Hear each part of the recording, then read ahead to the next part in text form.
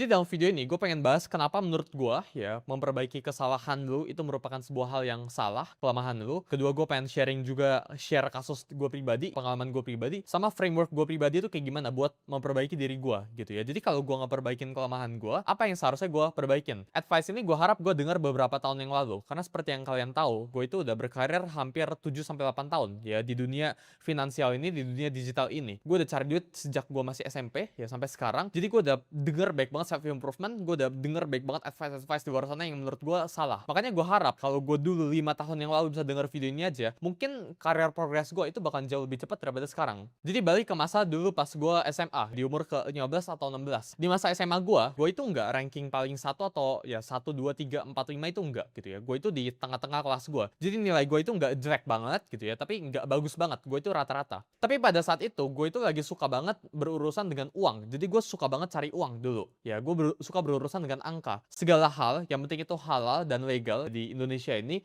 gue lakuin. Dulu gue itu suka banget ngedesain-desain IG post ya. Jadi gue suka banget jadi desainer gitu ya. Dan gue suka banget jadi vlogger dulu. Pada dasarnya, semua yang berhubungan dengan media atau sosial media itu gue kerjakan dulu. Nah sekarang ini yang menarik. Dulu di kepala gue, di pikiran orang tua gue, di pikiran guru-guru gue, yang skill itu bukan gue jadi vlogger atau gue jadi desainer.